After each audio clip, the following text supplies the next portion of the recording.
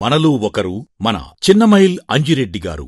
మెదక్ జిల్లా రామచంద్రాపురంలో రాజిరెడ్డి లక్ష్మీనరసమ్మ పుణ్య దంపతులు ఓ సాదాసీదా రైతు కుటుంబంలో పుట్టారు. ప్రేమానురాగాలు, ఆప్యాయతలకు చిరునామా అంజిరెడ్డిగారి సతీమణి గోదావరిగారు. ఆమె ఆయనలో సగం. కుటుంబ, వ్యాపార, రాజకీయాల్లో తోడు నీడ.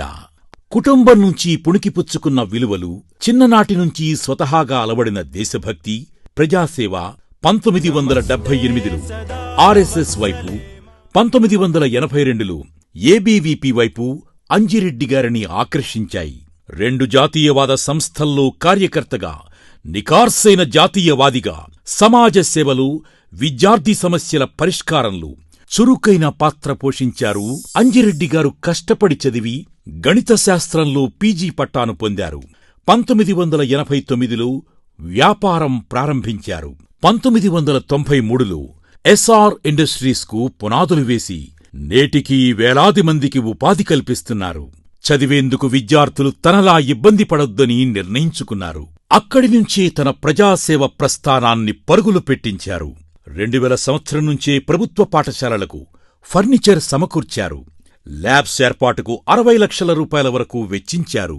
విద్యార్థులకు స్టేషనరీ, ఉపకార వేతనాలు, ప్రోత్సాహకాలు అందించడమే కాదు, వారికోసం నిపుణుల సహకారంతో కెరీర్ ఓరియంటేషన్ కార్యక్రమాలు నిర్వహించారు. యువతను క్రీడల్లో ప్రోత్సహించేందుకు ప్రతి ఏడాది sports meet, kho kho, volleyball, cricket టోర్నీలను నిర్వహిస్తూ తన క్రీడా స్ఫూర్తిని చాటుకుంటున్నారు. 2002లో ఎస్ఆర్ ట్రస్ట్ను ప్రారంభించిన అంజిరెడ్డిగారు ఉచిత త్రాగునీటిని అందించే కార్యక్రమానికి శ్రీకారం చుట్టారు.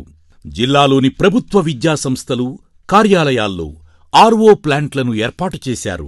నీటి కొరత ఉన్న ప్రాంతాల్లో సైతం ఆర్ఓ ప్లాంట్లను ఏర్పాటు చేసి వాటన్నిటినీ నేటికీ నిర్వహిస్తున్న ఘనత అంజిరెడ్డిగారిదే.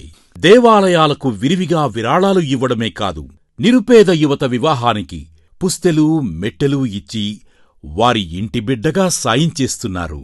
యువత, నిరుద్యోగులకు నైపుణ్య శిక్షణ అందించి వారి బ్రతుకు చిత్రాలు మారుస్తున్నారు. పేదల ఆరోగ్య భద్రతకు పెద్దపీట వేసి ఆటో డ్రైవర్లు, అసంఘటిత కార్మికులు, బడుగు బలహీన వర్గాల వారికి జీవిత బీమా చేయించి వారి జీవితాలకు భరోసా కల్పిస్తున్నారు. అలా నిస్వార్థంగా అంజిరెడ్డిగారు ప్రజాసేవ చేస్తున్నారు.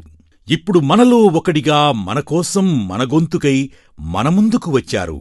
అటువంటి మనిషిని బలపరచడం అంటే మనలో ఒకణ్ణి బలపరచడమే.